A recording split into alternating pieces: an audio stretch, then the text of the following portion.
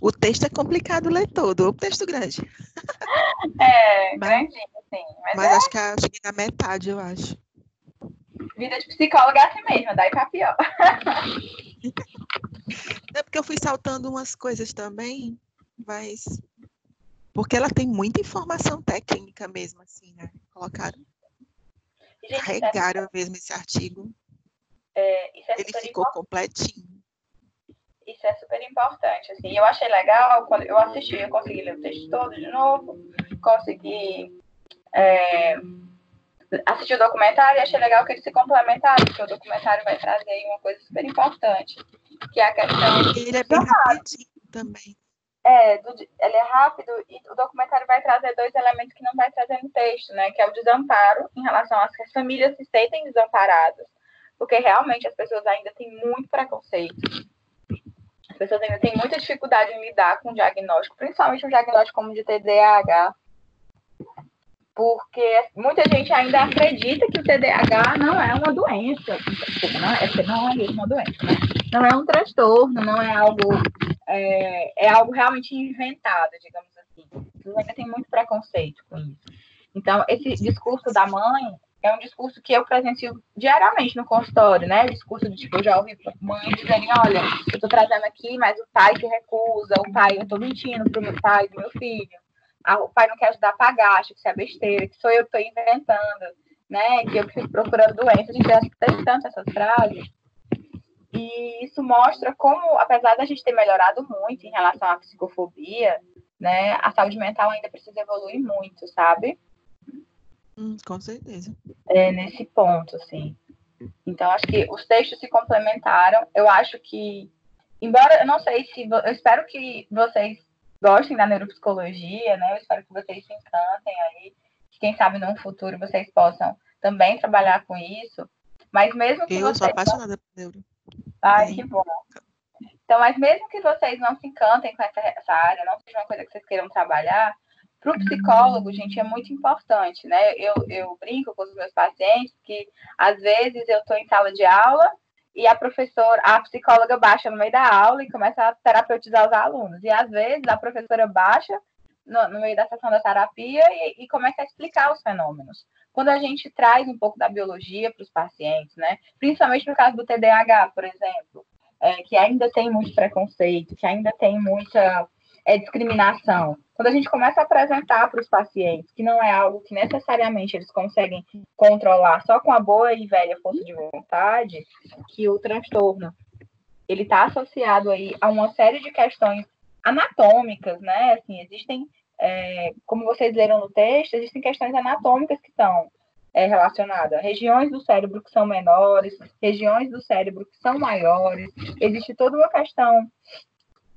de funcionamento também do cérebro, né? Uma série de... Quando a gente fala do cérebro da pessoa que tem TDAH, a gente vai observar que os tecidos cerebrais, os volumes cerebrais, eles têm alterações, né? A gente já observa hoje, por exemplo, que existem medidas de espessura cortical que vai mostrar como as estruturas e as funções do cérebro da pessoa com TDAH, ela é diferenciada, né? Assim, a gente já sabe, por exemplo, que o TDAH, ele tem um volume, o paciente com TDAH, ele vai ter um volume ali até 5% menor nas regiões responsáveis pelos controles, né? E eles vão ter medidas volumétricas maiores em áreas do cérebro, por exemplo, no cerebelo, no corpo caloso, no volume do hemisfério direito, né, da parte do núcleo caudado. Então, tudo isso vai mostrar que esses pacientes, na verdade, eles têm toda uma questão fisiológica diferenciada que vai contribuir para o quadro. Então, assim, não é uma coisa simples, não é uma coisa fácil. E quando a gente traz esses dados, né, uma coisa bem legal, que tanto esse texto como o documentário falou, sobre a questão dos controles do impulso. O paciente com transtorno déficit de atenção e hiperatividade, ele vai ter, né, os seus circuitos frontoparietais, os frontos estriais, apresentando ali quadros de hipoativação que dificultam que essa pessoa realmente consiga controlar ali suas impulsividades. Então, quando a gente traz esses dados para os pacientes da gente, né, mesmo quando a gente não é neuropsicólogo, só mesmo no processo clínico, isso traz um certo alívio, né? Então, assim, quanto mais vocês puderem trazer para os pacientes de vocês essas explicações biológicas, isso vai facilitar no processo de psicoeducação, isso vai fazer com que a pessoa diminua a sua ansiedade por achar, porque a maioria das pessoas ao seu redor e a sociedade como um todo, em geral, vai culpar o paciente, né? Como se isso fosse uma coisa simples de resolver, né? Então, isso vai trazer vai amenizar um pouquinho desse sofrimento. Então, é importante que vocês conheçam, né, um pouco de neuropsicologia, entendam um pouco dos processos, para que, de fato, possa trazer qualidade de vida para os pacientes de vocês, tá bom? Agora eu quero ouvir vocês. O que, é que vocês acharam? Quais foram as partes que vocês, né, mais se identificaram, ou aprenderam, ou já sabiam? Eu queria muito ouvir todo mundo. Quem quer começar?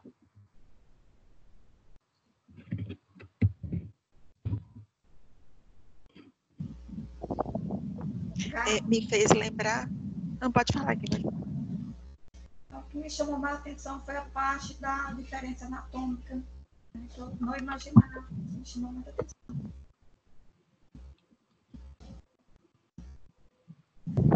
E o que mais? Não escutei. Tá muito baixo. Pelo menos pra mim. Você pode repetir, Maria, falando um pouquinho mais alto? O que me chamou a atenção foi que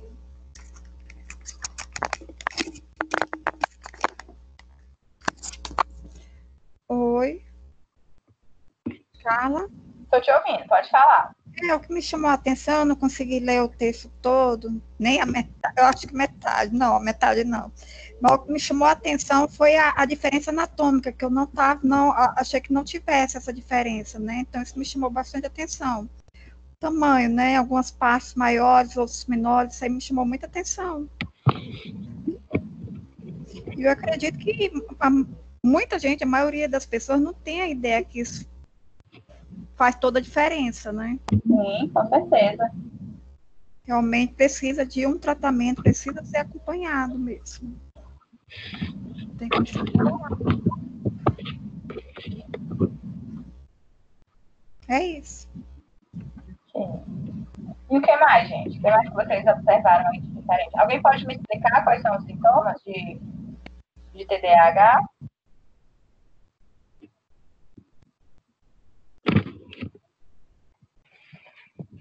Os sintomas, de acordo com os manuais, né? Porque ele é bem... No texto, ele cita a referência a partir dos manuais do DSM, do CID-10. Eles precisam persistir de 6 meses a 1 ano. Começarem a existir até antes dos 12 anos de idade, né? Está presente em... Esse aqui que eu não entendi muito bem. Como assim presente em 2 ou mais contextos? Ela foi muito objetiva nessa parte. Tem uma escala, a escala de Conners, que inclusive é citado no texto, que é uma escalinha que você vai exatamente tentar rastrear esses sintomas, né? E por que é importante eu ter em mais de um contexto? Geralmente, quando a gente envia um para a família, a gente envia um para a escola. Porque muitas vezes, gente, é o ambiente que vai interferir no seu comportamento. Você, qualquer um de nós, quando a gente vai na casa da nossa avó, a gente se comporta de um jeito. Quando a gente vai para a casa do nosso melhor amigo, a gente se comporta de outro jeito. Então, a gente precisa avaliar se esse comportamento não está relacionado com o ambiente. Eu tive uma criança uma vez, inclusive, ela tinha suspeita de TDAH, e eu fui visitar a escola. Gente, a escola da criança era uma escola extremamente quente, assim, ele estudava à tarde. Era um lugar muito quente, era realmente um ambiente muito, assim, desagradável. A sala dele era uma sala que era era do lado da rampa. Então, essa escola era uma escola grande, e o que acontecia? Como a escola é grande, os intervalos são em horários diferentes para não ficar todas as crianças juntas ao mesmo tempo. E como ele estava ali na rampa, sempre quando ele estava na rampa, em frente ao parquinho. Então, ele passava a tarde inteira acompanhando esse entra e sai de menino no intervalo. E era quente, e era do lado dentro. Gente, era um negócio assim enlouquecedor, sabe? Então eu conversei com a família, a gente estou suspeitando, antes a gente achar que é TDAH, vamos avaliar se a gente não mudando ele de sala, se a gente não mudando ele de horário. A gente fez explicou para a escola o problema, que ele ficava em frente à rampa e ele se distraía com certa facilidade. Ele era muito pequeno. Uma criança daquela idade não tem um alto nível de atenção concentrada. Então, isso faz com que possa corroborar. Então, seja o ambiente, não seja a criança. Então, quando a gente sabe que em casa ele assiste televisão, que em casa ele faz as tarefinhas, que em casa ele joga videogame, mas na escola ele não se concentra, a gente precisa desconfiar que é o ambiente. Então, geralmente, a gente manda essa escala. Eu gosto muito de mandar também para o cuidador, às vezes para uma babá, às vezes para uma avó. Ô, meu bem, fecha aqui essa porta, por favor. Gente, desculpa que é zoado, o negócio aqui em casa estourou, só um segundo.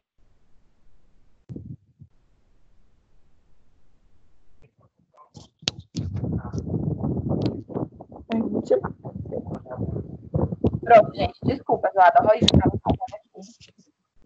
Problemas domésticos.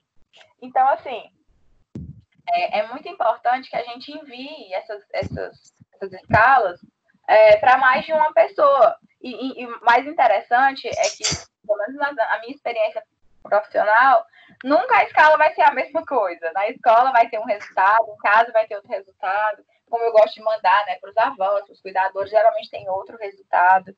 Geralmente na escola, os resultados são mais inferiores, a pontuação geralmente é maior, no caso.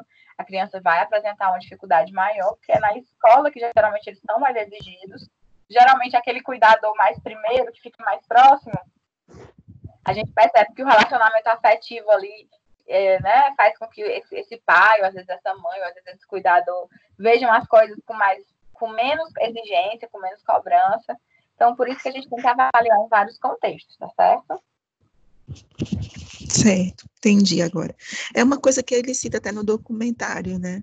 E foi observado daqueles que eles apresentam, o mesmo comportamento ou agitado ou distraído, né? Em vários ambientes, não somente na escola ou em casa.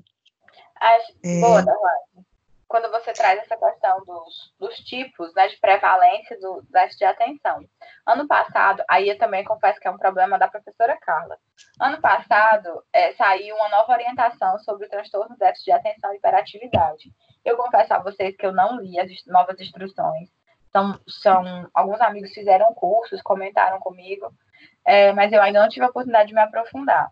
Mas o que eu já estudei é que a partir do ano passado, antigamente você tinha um diagnóstico, né? TDAH prevalentemente hiperativo, TDAH prevalentemente desatento, porque não era incomum você ver uma pessoa extremamente bem, que se dava muito bem na escola, mas que tinha um diagnóstico de TDAH. Inclusive, eu, quando criança, fui diagnosticada também com TDAH, e eu sempre fui uma boa aluna. Eu tinha algumas dificuldades específicas, determinadas atividades, mas eu sempre fui uma boa aluna. Então, teoricamente, quando eu fui diagnosticada na infância, eu fui diagnosticada ali com prevalentemente desatento, mas eu não era hiperativa, digamos assim. Tanto que hoje, provavelmente, se o diagnóstico fosse baseado no atual, provavelmente não teria sido diagnosticada naquela infância. Foi na minha segunda infância, ali por volta dos 8, 10 anos de idade. Então, essas dificuldades o diagnóstico atual, até porque a gente houve uma explosão aí, né? Tudo era brinquei que tinha uma época que era moda, tudo era TDAH. Então, por conta disso, a Associação Americana de Psiquiatria deu uma apertada, então hoje não existe mais isso, tipicamente desatento, mais hiperativo, misto. Hoje só é diagnosticado com TDAH se a criança apresentar os dois quadros, desatento e hiperativo. Lembrando a vocês que a atenção, gente, ela não é um processo natural. A atenção é um processo construído. O que a gente observa muito hoje, século XXI, 2020, são crianças que têm muita dificuldade de se concentrar, porque, de fato, elas nunca foram ensinadas a se concentrar. As crianças, hoje em dia, assistem muita televisão, elas fazem poucos exercícios mentais, muito pouco é exigido da sua memória, né? Aquela velha história, quando a gente era criança, A gente decorava o telefone das pessoas, hoje ninguém decora mais. A gente decorava as datas de aniversário, hoje ninguém decora mais. Então, esses exercícios cotidianos, né, mentais do dia a dia, parece bobagem, mas quando eu era criança, eu queria assistir a Xuxa, eu sabia o dia e o horário. As crianças hoje nem isso precisam mais saber, porque elas ligam a televisão e veem o que elas querem, na hora que elas querem, do jeito que elas querem. Então, a sociedade vai retirando ali esses estímulos de atenção e concentração. Só pra vocês terem uma ideia, eu estava assistindo o documentário que a Derlange indicou, que eu nunca tinha assistido, e o meu WhatsApp estava ligado, então a minha tela estava compartilhada, né? Metade aqui conversando com o povo no WhatsApp e a outra metade assistindo o documentário. Gente, isso aí é um estímulo à desatenção.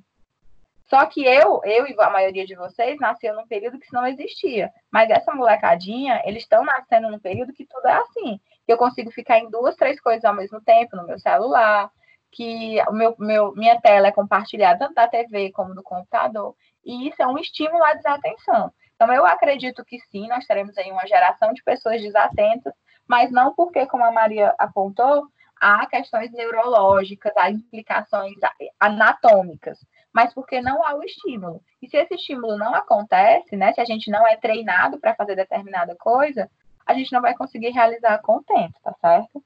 Então, por isso, eu achei muito legal que no documentário ele fala que o tratamento para o TDAH, ele é terapia e medicação.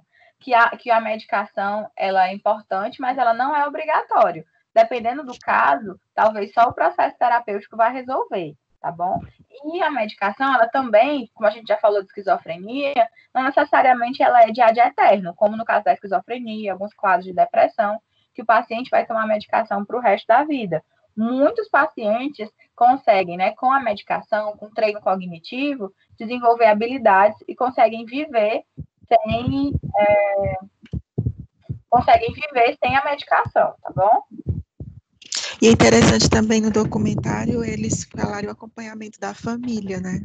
Você está tratando, na verdade, o acompanhamento de um modo geral do ambiente, assim, os aspectos sociais, todos têm que estar envolvidos, porque todos sofrem, né? Então, a família fazer a TCC, eu estava até dizendo lá, né? Tem um livro que eu tenho aqui de terapia cognitiva comportamental de grupo para crianças e adolescentes, e tem o programa de grupo para crianças, né? E eu estava dando uma olhada e é do mesmo jeito que ela apresentou no documentário. Eles têm as sessões, onde são sessões compartilhadas, sessões, assim, na verdade, compartilhadas não, sessões paralelas, né? São com os pais e com as crianças. Do jeito que é apresentado no documentário, do mesmo jeito. Tem um momento que são os pais que estão ali conversando com a terapeuta, em outro momento é a terapeuta com as crianças que têm a transtorno. E é bem legal, porque aí você trabalha todo mundo, né? Não é só a criança, né? E a criança não fica só sendo vista como a criança problema, mas é o conjunto de coisas, né? Que são vistas e tratadas. Com certeza. E isso é muito importante, né? O trabalho grupal, principalmente, ele é muito importante nesses processos, porque ele vai simular a vida real, né? Claro que existe um treino cognitivo, eu como neuropsicóloga, informação, né? Eu não terminei a minha pós, mas o que a gente observa é que existe sim a questão do treino cognitivo, ela é muito importante, que muitas vezes ela é feita de forma individual, mas para o processo se dar de forma mais completa, é muito importante que isso seja feito em grupo, porque a gente vai viver em grupo, né? A gente vai viver em ambientes que nos distraiam, né? A gente vai viver em ambientes que estão cheios de estímulo. Então, muitas vezes na sala, no consultório, você está ali com o seu terapeuta, uma sala, né, já escolhida ali para não chamar muito a sua atenção, para não roubar muito o seu, né, para não lhe tirar do foco, acaba sendo um processo artificial. Então, quando eu levo essas crianças, esses adultos, adolescentes para o grupo, eu estou ali realmente fazendo uma simulação da vida real. E eu particularmente acho que é muito mais eficiente. Alguém quer apresentar mais? Gente, quem não apresentar hoje vai ter que me mandar esse trabalho por escrito, tá certo?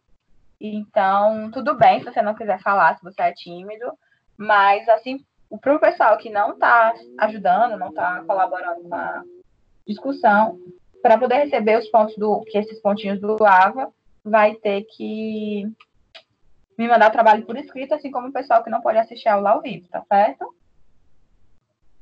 Então, vamos aqui. Uma outra questão que ele trouxe. Alguém mais quer complementar quais são os sintomas do TDAH?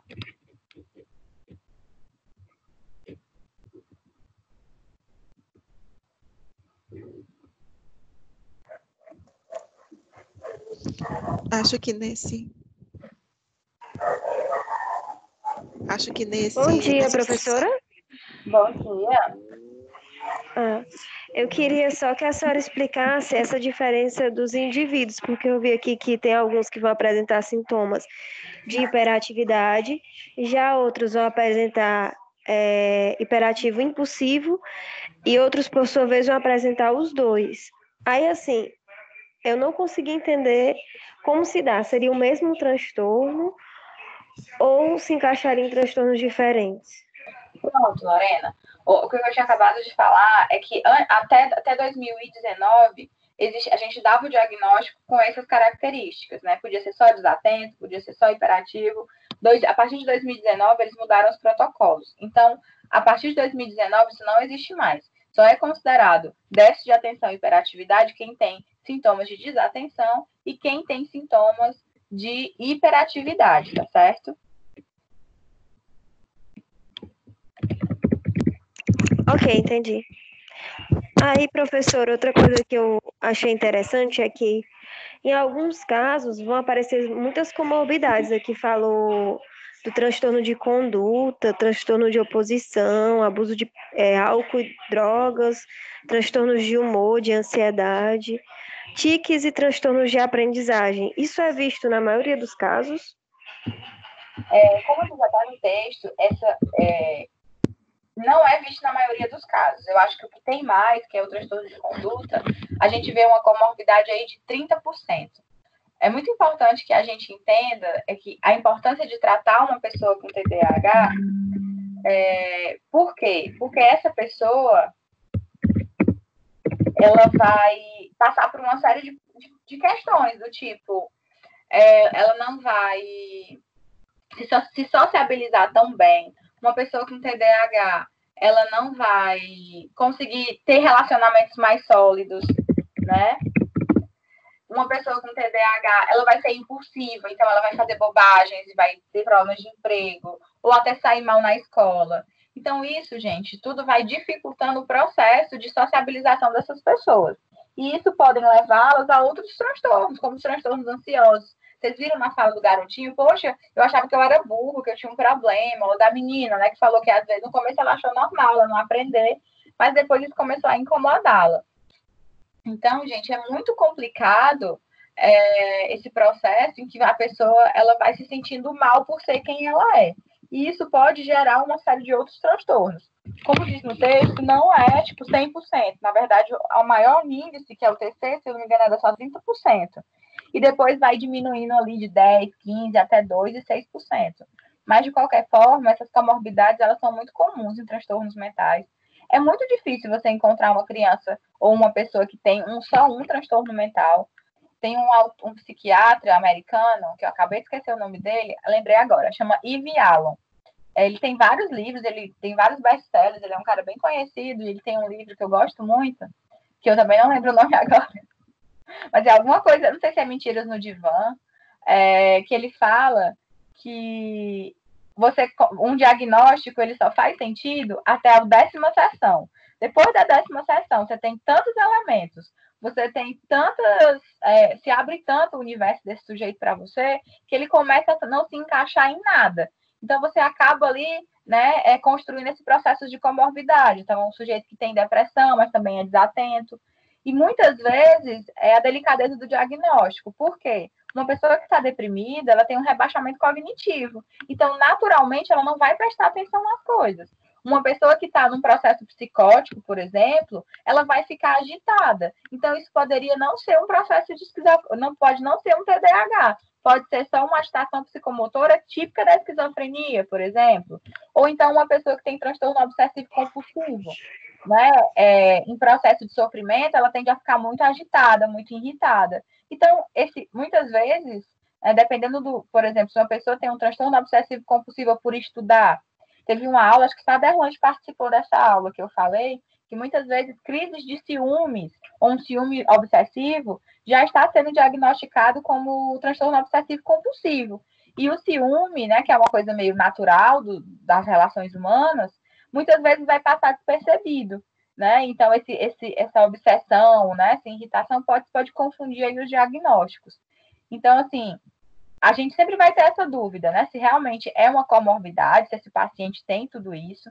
Inclusive, não sei se vocês assistiram,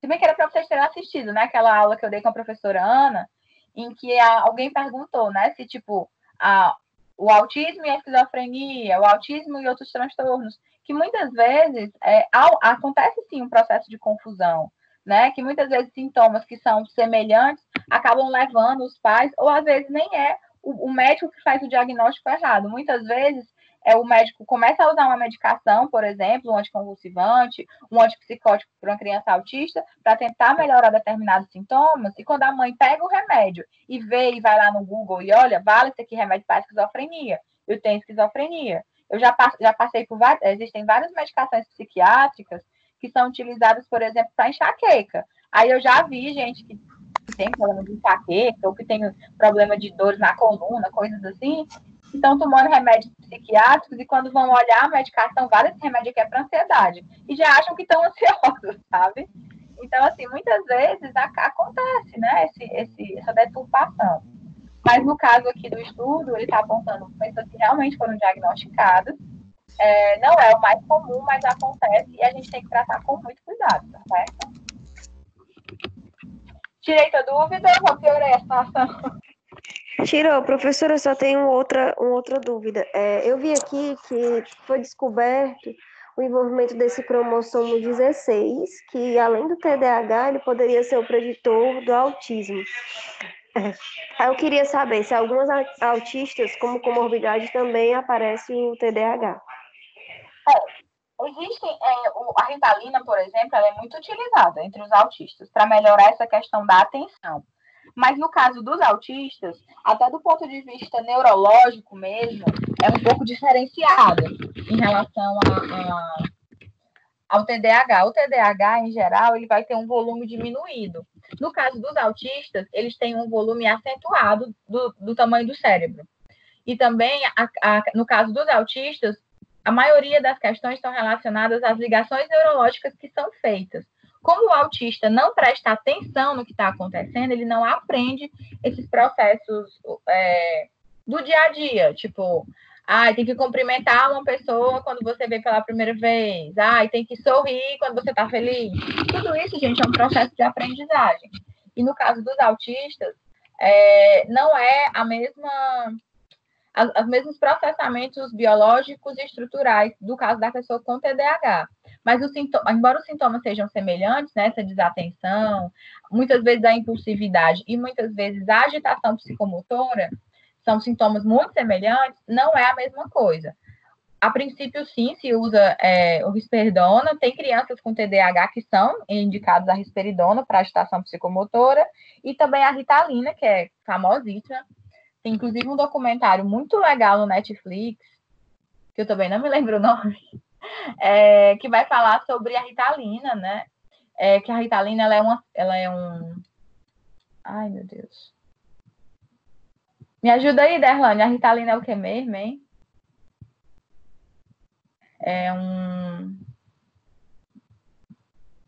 Ele não é um inibidor, não? Não me lembro agora. Não é inibidor, não. Ele é um... Peraí. É uma derivação da anfetamina. É isso mesmo, ele é uma derivação da anfetamina. E, por conta disso, ele vai tentar fazer com que você amplie seu foco. E nesse documentário, eles vão falar principalmente do uso abusivo de Ritalina. Gente, Ritalina é um ótimo remédio para quem precisa dele. Mas tem muita gente utilizando a Ritalina sem precisar, concurseiros, estudantes universitários, profissionais que querem ampliar e melhorar seu desempenho, né? Essa corrida quase bélica que a gente está vivendo aí em busca de desempenho, está fazendo com que as pessoas estejam se automedicando e estejam adoecendo, certo? Então, a princípio, só fechando a pergunta da Lorena, não, né? não é a mesma coisa, não é o mesmo processo. Pode sim acontecer, mas segundo a professora Ana, que entende muito mais de autismo do que eu, é muito difícil um raio cair 2 vezes no mesmo lugar. Então, ela acha que é muito pouco provável que uma criança também seja autista e tenha TDAH. Provavelmente, essa desatenção ou essa agitação está muito mais relacionada com as próprias características do autismo, tá bom? Ok, obrigada. Mais alguma coisa, gente? Alguém pode me falar um pouquinho sobre a prevalência do TDAH? Carla, eu queria fazer uma pergunta. Pode fazer. No texto, né, no artigo, fala sobre a teoria localizacionista e que ela vem sendo superada por uma visão de integralidade e de redes neurais. E aí, como é uma integração entre a análise do comportamento e a neurologia, né, a neuropsicologia, fala sobre que daqui a algum tempo, né, de que a visão já está sendo mudada para uma percepção monista e interacionista do homem.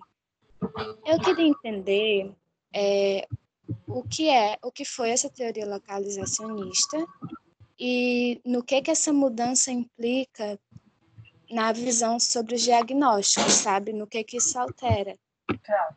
A gente viu essa teoria localizacionista, se eu não me engano, na segunda aula, naquela aula que eu fui fazendo recordatório histórico.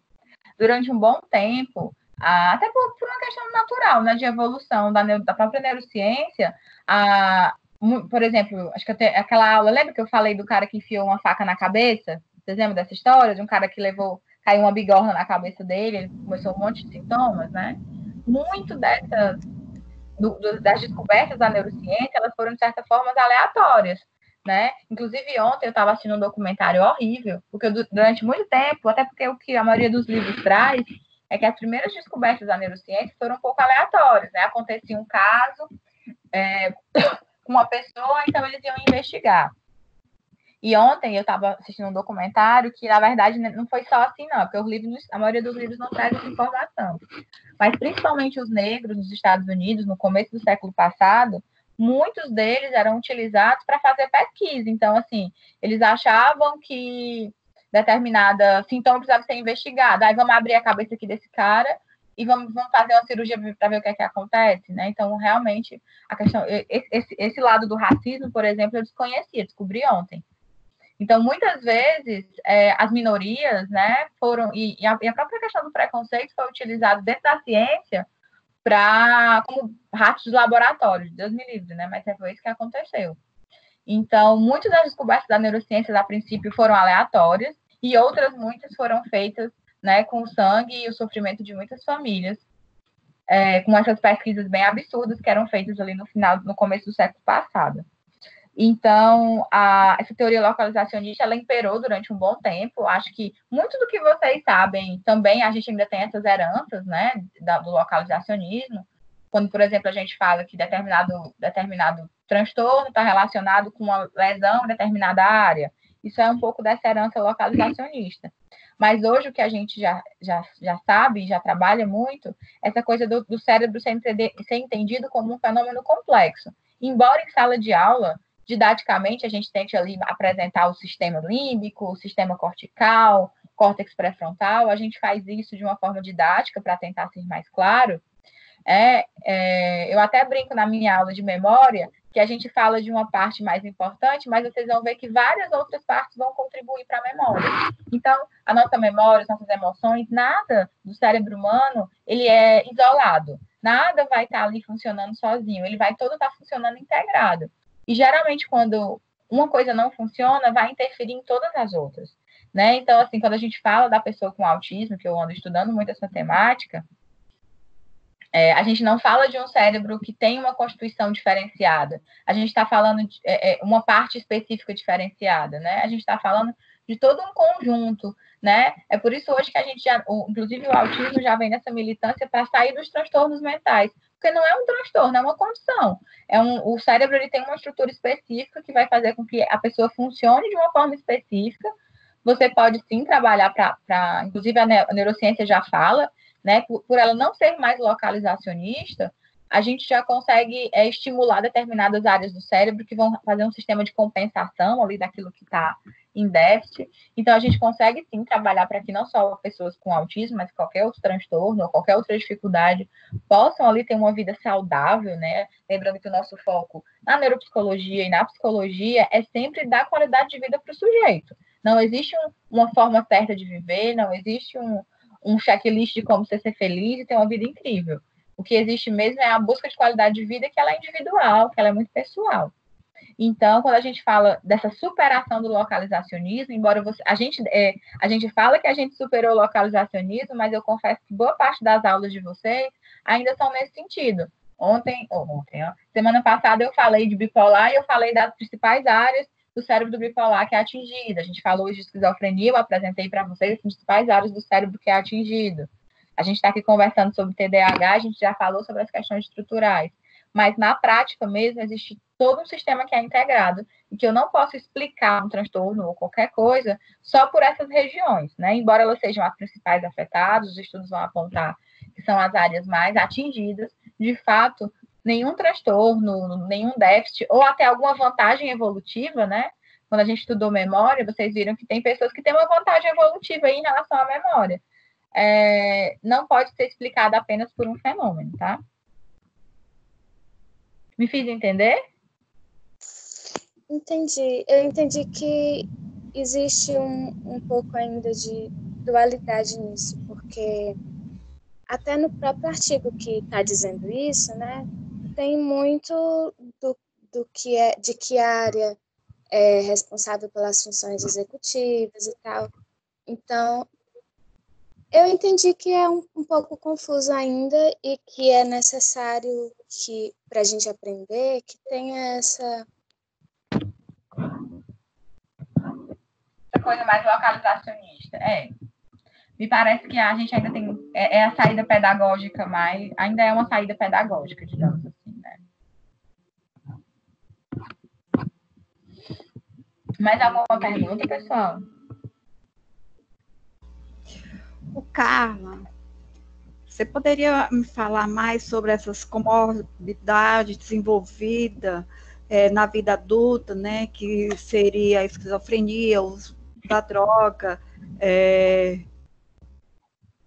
bipolar? No caso do TDAH, a gente não fala muito de esquizofrenia, não. No caso do TDAH, as comorbidades mais comuns associadas é o transtorno de conduta, tá? Que é... O transtorno de conduta, ele está muito correlacionado ao TOD, né? Que é o transtorno desafiador positivo, que é um transtorno no qual a criança... o TOD ele é muito comum em crianças e geralmente os casos que vão evoluir para a vida adulta são os transtornos de conduta, né? São pessoas com muitas dificuldades em ouvir o não, elas têm uma tendência a não concordar com você, né? Eu acho que a gente está tendo aí uma explosão de casos de transtornos aí de conduta. Quando você está com... vocês devem estar reparando os movimentos políticos que estão acontecendo no Brasil, e quando você traz um dado que é óbvio, e aquela pessoa insiste em não querer ver aquele dado, existem pessoas que realmente elas estão ali pelo conflito, né? É uma coisa, é um desejo ali incontrolável de ser contra, é um desejo ali incontrolável de né, se opor à pessoa, e muitas vezes agredir as pessoas, né? Encontrar ali uma motivação, mesmo que irreal, para agredir os outros, né? Enfim, para prejudicar alguém. Eu acho que a gente tá vendo. Quando eu vejo esses movimentos assim, sabe, você pode mostrar toda a realidade do mundo, tudo que está acontecendo, a pessoa insiste ali, é porque ela só quer brigar, ela só quer o confronto, sabe? Então, eu desconfio ali que seja ali uns TCzinhos aí aparecendo que não foram diagnosticados e nem tratados ao longo da vida. O transtorno de humor... Oi. Uma outra coisa. No texto fala sobre, e também no vídeo, tem até um garotinho dizendo que não entendia as perguntas, que não conseguia entender mesmo, que se desfocava.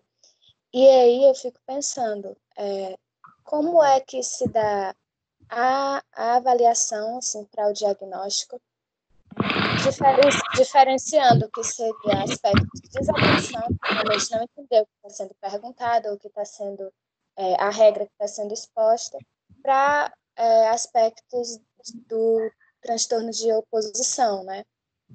Como dá para analisar isso? Porque no TDAH, tem ali a dificuldade de se entender o que está sendo passado por falta de concentração mesmo, até, sei lá, questões de prova, essas coisas.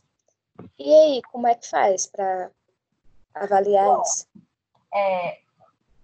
Crianças que têm dificuldade, inclusive isso é regra no TDAH, geralmente a criança ela vai sentir ali uma certa dificuldade com o conteúdo, ela vai, tipo, não querer aprender, por exemplo, ela pode vir a ser irritante, ela pode vir a ser agressiva.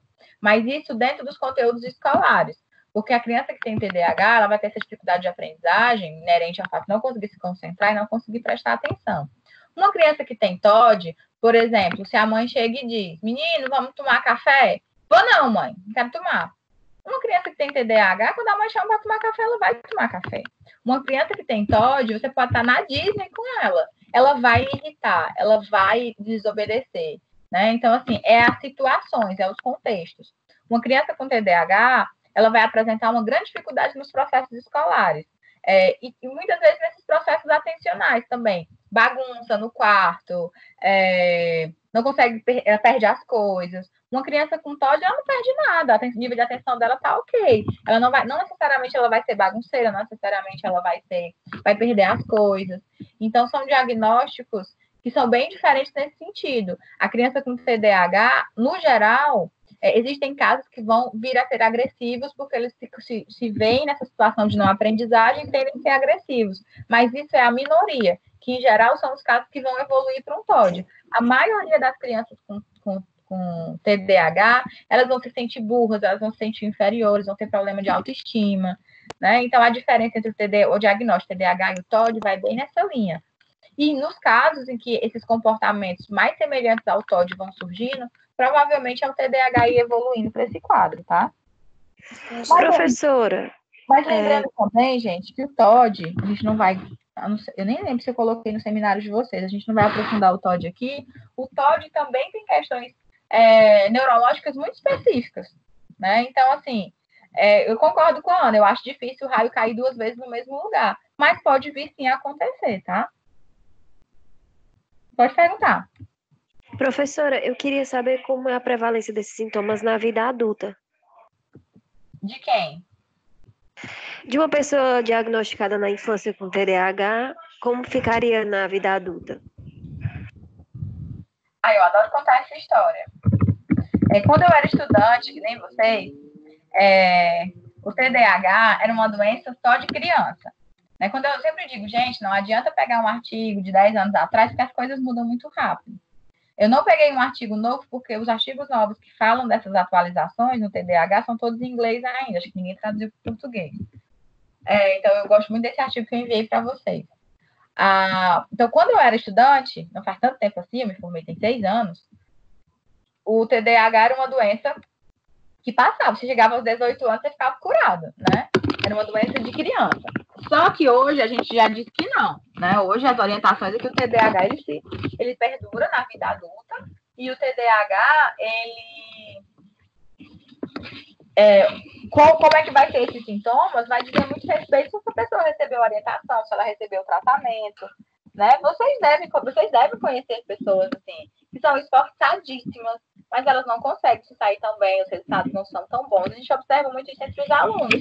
Eu tenho alunos que são extremamente esforçados, prestam atenção, participam da sala de aula, mas quando vão fazer uma prova é um desastre, quando vão fazer um trabalho não fica tão bom, a coisa é bem desconexa.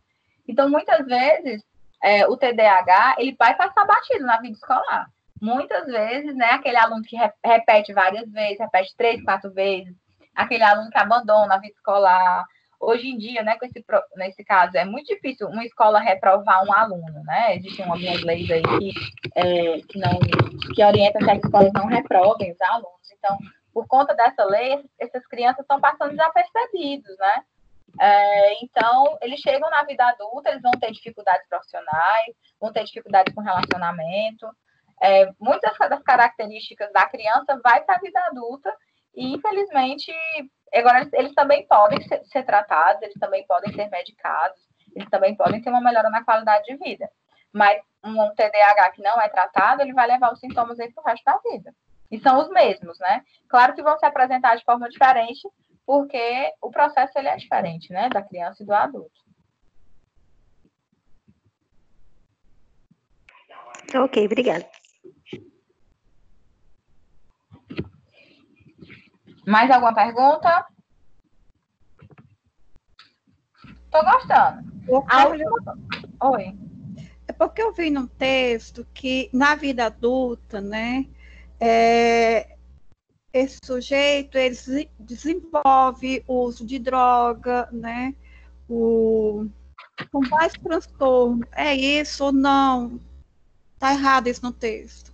Não tá errado, não. Né, gente? Não é, lembrando, isso não é uma condenação. Tipo, eu tenho TDAH, eu vou me viciar em drogas.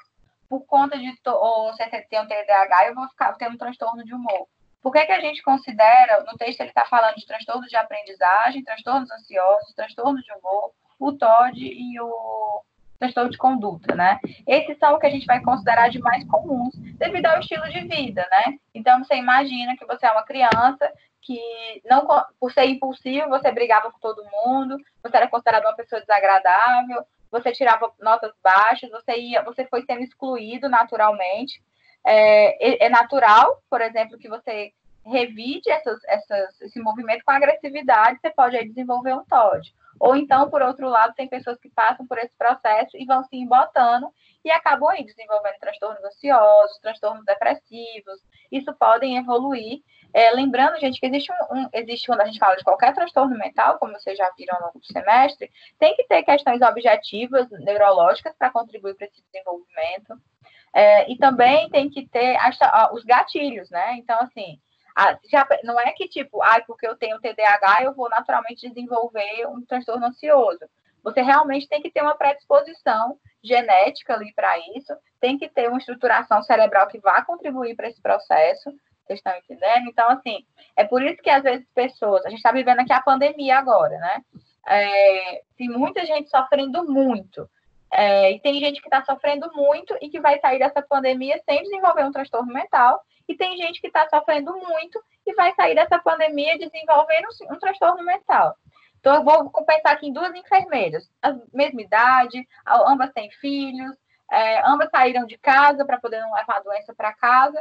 Pode ser que uma saia com TEPS, transtorno de estresse pós-traumático, e a outra não. E qual é a resposta? Se elas têm mais ou menos a mesma idade, a mesma história de vida, as mesmas condições, provavelmente a resposta aí vai estar na genética. Provavelmente as respostas vão estar aí nos processos neurológicos, na estruturação cerebral. Na aula da semana passada, eu devo ter comentado com vocês sobre a questão do vício e da dependência. A gente já sabe que algumas áreas do cérebro são responsáveis pela questão da dependência. No entanto, a gente sabe que algumas pessoas elas acabam desenvolvendo um processo de dependência, às vezes no primeiro uso. E tem gente que vai usar a mesma droga e que vai achar horrível e não vai querer usar nunca mais. Só que, por que a gente diz não use drogas? Porque eu não tenho como saber quem é você na fila do pão. Se você é a pessoa que vai se viciar e virar um dependente e acabar com a sua vida, né? Porque usou, ou se você vai usar uma vez e vai dizer, ok, isso não é a minha vibe, e vai passar por isso. Então, como a gente não tem como controlar e como as drogas estão ficando cada vez mais potentes, né? As drogas, as pessoas que fazem essas drogas, gente, são pessoas, as pessoas ficam mostrando aí o tráfico de drogas na favela, aquele negócio assim. Mas, gente, isso é romantização. Quem está fazendo droga, gente, são doutores em química, são bioquímicos, às vezes até médicos. São pessoas de altíssimo nível intelectual que estão produzindo drogas cada vez mais potentes. Esse entendimento do cérebro que a gente tem hoje, vocês devem ter visto aqueles comerciais, né? Neuromarketing, neuro isso, neuro aquilo. Todo mundo já está se apropriando desses conhecimentos neurológicos. E esse pessoal que produz drogas também. Então, as drogas que são vendidas hoje no mercado, elas são infinitamente mais potentes do que as drogas vendidas há um tempo atrás.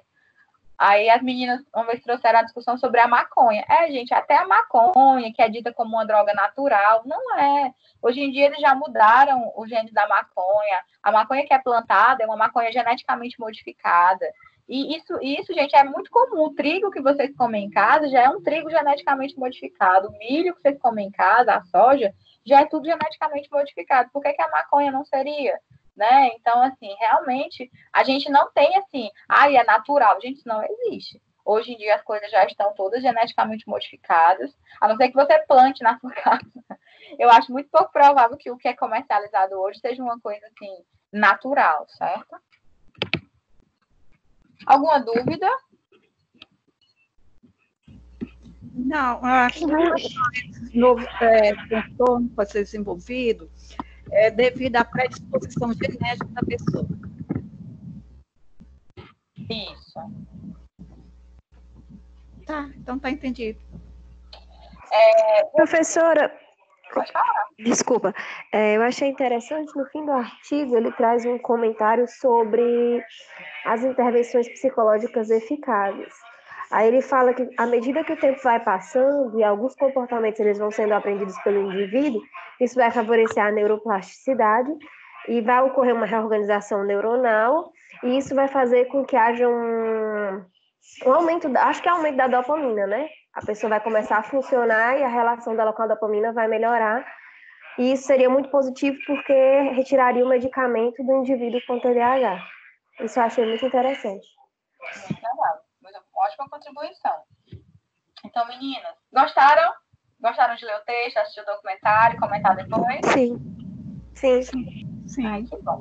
Então, assim, a Darlane, a Maria Andrade, a Lorena e a Ana não precisam me mandar nada por e-mail, tá bom? Mas as outras meninas que não participaram e o pessoal que não está assistindo a aula ao vivo vai me mandar. Eu vou aceitar até sexta-feira, tá bom? Vai valer aqueles pontos de atividade do AVA. Vou aceitar até sexta-feira à noite, tá certo? É uma resenhazinha simples desse artigo que eu mandei agora para o WhatsApp. E eu quero que vocês apresentem para mim os sintomas, a prevalência, os fatores de risco e o tratamento, tá bom? Então, para fechar o que eu queria falar,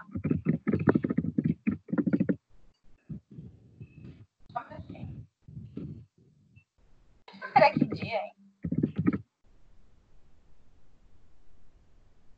Sexta-feira é dia 16.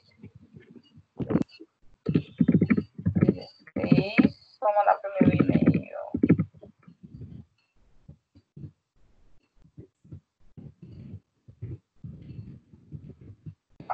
Mandei aqui para o grupo. Em relação aos tratamentos, gente, em geral, os tratamentos eles podem ser a medicação, como eu já falei, que pode ser ou não. O tratamento, ele falou na terapia cognitiva comportamental, eu gosto muito de bater nessa tecla. A terapia cognitiva comportamental, gente, é maravilhosa. Eu tenho vários livros aqui em casa. Eu sempre digo, não deixem de ler outras abordagens, né? Eu adoro, ontem, na aula de ontem, à noite, eu indiquei um livro que eu estou esperando a Darlane me mandar ainda, que se chama A Primeira Entrevista em Psicanálise. É um livro muito bom para a gente refletir sobre a primeira sessão, sobre a construção de vínculo. É um livro de uma psicanalista, mas é fantástico. Eu não posso deixar de ler um livro só porque é de outra abordagem. Eu tenho uns 3 ou 4 livros aqui em casa de terapia cognitiva comportamental, e a Darlane me mandou mais de 500 aí esses dias, muito bons. E a gente não pode deixar de fazer essas leituras, né, a partir de outras abordagens. Por que é tão comum a gente ouvir que a terapia cognitiva comportamental é a mais eficiente, é a melhor? Porque a terapia cognitiva comportamental é uma teoria americana. Vocês não podem esquecer que os americanos são os caras que mais produzem ciência no mundo hoje, né? Então, o que acontece? Eles têm muitas evidências científicas. É uma teoria que já nasceu nesse meio científico, que tem todos esses parâmetros de pesquisa quantitativa, qualitativa, e eles produzem muito sobre o assunto. Não acho que um psicanalista não possa tratar isso, não acho que um psicodramatista não possa tratar isso, não acho que um gestalterapeuta não possa tratar isso. Mas por que a maioria dos estudos vai sempre apontar a TCC? Porque eles têm muitos estudos, e todos os estudos são feitos a partir de outros estudos. Então, acho que todas as terapias se o profissional for habilitado, né, se o profissional tiver, assim, ter estudado esse assunto, muitas vezes a gente não consegue tratar esses assuntos porque a gente não estudou. Nem todo terapeuta, nem todo psicólogo vai tratar tudo. Mas dentro da sua abordagem é possível, sim, você propor um tratamento eficiente, um tratamento eficaz. Então, não achem que só quem pode tratar isso, ou sempre ouvir, só quem pode tratar ansiedade é TCC, não. Todas as abordagens têm elementos para tratar tudo, né? Mas o mais comum da gente ouvir na literatura é a TCC por conta da produção científica gigantesca que eles fazem, né? Uma teoria que já surgiu aí no meio acadêmico. Então, faz com que eles realmente apareçam mais em relação a tratamentos, tá bom? Mas a reabilitação cognitiva, a gente vai ter a última aula, se eu não me engano, de vocês é sobre reabilitação cognitiva. Eu vou poder explicar para vocês melhor um pouquinho como é que funciona. Tratamento com TCC, tratamento com o neuropsicólogo, no caso é a reabilitação cognitiva, e a psicoterapia, né? Sim, utilizada para tratar as questões afetivas. Uma pessoa que é atravessada por uma desatenção ou por uma hiperatividade, ela vai ter ali várias sequelas afetivas, emocionais, e trabalhar isso vai ajudá-la a se desenvolver melhor, certo?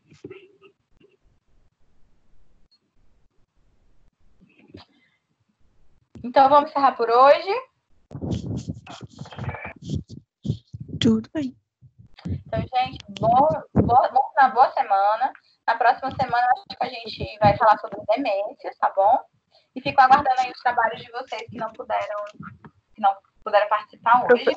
O pessoal online também, o pessoal que assiste pelo YouTube, também pode me enviar até sexta-feira, tá bom? Qualquer dúvida é só mandar no grupo e a gente vai respondendo devagarzinho, tá? Carla, Oi.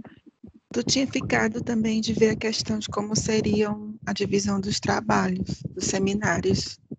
Ah, sim. Vocês já fizeram os grupos? Eu vou ficar com drogas.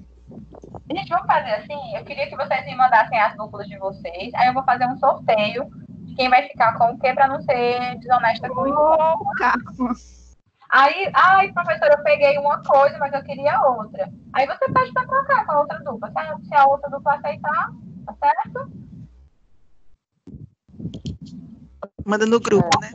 Que fica mais justo, tá bom? Tá ok. Então vocês vão me mandando as duplas que até final de semana eu faço o sorteio, tá bom? Tá ok. Gente, bom final de semana, um beijo. Tchau. Tchau. Tchau, gente. Tá, professora. Tchau, gente. Tchau, gente.